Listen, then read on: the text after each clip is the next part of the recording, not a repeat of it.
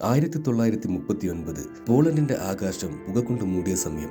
ചരിത്രം കണ്ട ഏറ്റവും വലിയ നരനായാട്ടിന് അവിടെ തുടക്കമാവുകയായിരുന്നു. നാസിപ്പട യൂറോപ്പിനെ വിഴുങ്ങാൻ തുടങ്ങിയപ്പോൾ ജൂതന്മാർക്ക് മുന്നിൽ ഒരേ ഒരു വഴി മാത്രമേ ഉണ്ടായിരുന്നുള്ളൂ: മരണം.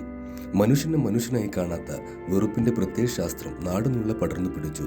പ്രതീക്ഷയുടെ എല്ലാ വെളിച്ചവും അണഞ്ഞുപോയ ആ കൊടും ക്രൂരതയുടെ കാലത്ത് ആരും പ്രതീക്ഷിക്കാത്ത ഒരിടത്ത് നിന്ന് ഒരു വെളിച്ചം തെളിഞ്ഞു. തോക്കുകളേക്കാൾ ശക്തി കാരുണ്യത്തിനാണെന്ന് തെളിയിച്ച ആ ഒരു മനുഷ്യന്റെ കഥയാണിത്. ചരിത്രം അവനെ വിളിച്ചത് ഓസ്കാർ ഷിൻഡ്ലർ എന്നാണ്. ആരായിരുന്നു ഓസ്കാർ ഷിൻഡ്ലർ? അയാൾ ഒരു വിപ്ലവകാരിയായിരുന്നില്ല, മറിച്ച് സുഖലോലുപനായ പണത്തോട് ആർത്തി ഉണ്ടായിരുന്ന ഒരു ജർമ്മൻ ബിസിനസ്സുകാരനായിരുന്നു. നാസി പാർട്ടിയുടെ ബാഡ്ജ് അയാൾ നെഞ്ചിൽ അണിഞ്ഞത് രാജ്യസ്നേഹം കൊണ്ടായിരുന്നില്ല, അത് ബിസിനസ് വളർത്താനുള്ള ഒരു എളുപ്പവഴിയായിരുന്നു. യുദ്ധം പട്ടാളക്കാർക്ക് മരണമാണ്, പക്ഷേ ബിസിനസ്സുകാരന് അത് ലാഭമാണ് എന്നതായിരുന്നു അയാളുടെ സിദ്ധാന്തം. ക്രാക്കോവിലേക്ക് അയാൾ എത്തിയത് ഒരൊറ്റ ലക്ഷ്യവുമായാണ്: യുദ്ധമുണ്ടാകുന്ന അവസരം മുതലെടുത്ത് കോടീശ്വരനാകുക, പട്ടാളക്കാർക്ക് ആവശ്യമായ പാത്രങ്ങളും വെടിക്കോപ്പുകളും നിർമ്മിക്കുക. അതിനായി അയാൾ തിരഞ്ഞെടുത്തത് പോളണ്ടിലെ പാവപ്പെട്ട ജൂതന്മാരെയാണ്.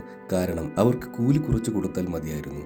പക്ഷെ വിധി ഷിൻഡ്ലർക്കായി കരുതി വെച്ചത് മറ്റൊന്നായിരുന്നു. അങ്ങനെയിരിക്കെയാണ് ആ ദിവസം വന്നെത്തിയത്. ക്രാക്കോവ് ഗെറ്റോ നാസികൾ ആക്രമിക്കുന്നു. തന്റെ കുതിരപ്പുറത്തിരുന്ന ഷിൻഡ്ലർ ആ കാഴ്ച കണ്ടു. മനുഷ്യരെ മൃഗങ്ങളെക്കാൾ മോശമായി വേട്ടയാടുന്ന കാഴ്ച.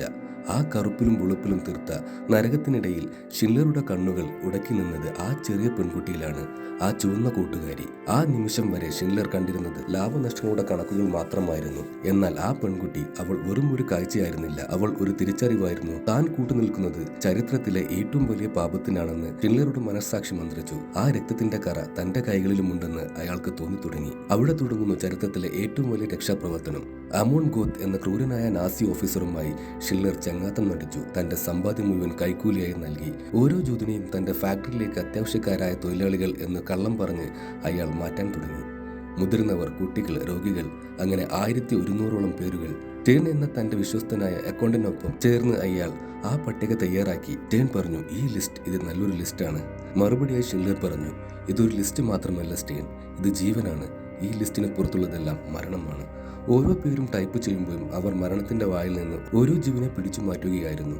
തന്റെ പുതിയ ഫാക്ടറിയിൽ ഷിൻഡ്ലർ ആരെയും പീഡിപ്പിച്ചില്ല.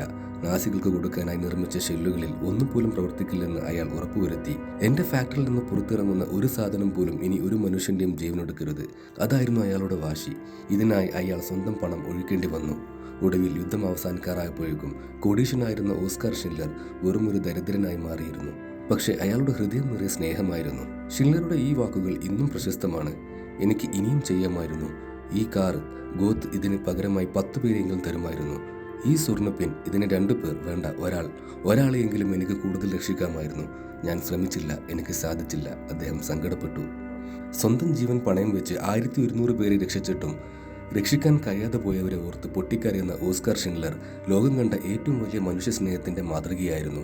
1974 ഓസ്കാർ ഷിൻഡ്ലർ അന്തരിച്ചു. പക്ഷേ മരണം അദ്ദേഹത്തെ തോൽപ്പിച്ചില്ല. അന്ന് അദ്ദേഹം രക്ഷിച്ച ആ 1100 പേരിൽ നിന്ന് ഇന്ന് 6000-ലധികം പിൻതലമുറക്കാർ ലോകമെമ്പാടും ജീവിക്കുന്നു. ഒരു പക്ഷേ ഹിറ്റ്ലർ എന്ന പേര് വെറുപ്പിന്റെ പര്യായമാണെങ്കിൽ ഷിൻഡ്ലർ എന്നത് പ്രതീക്ഷയുടെ പേരാണ്.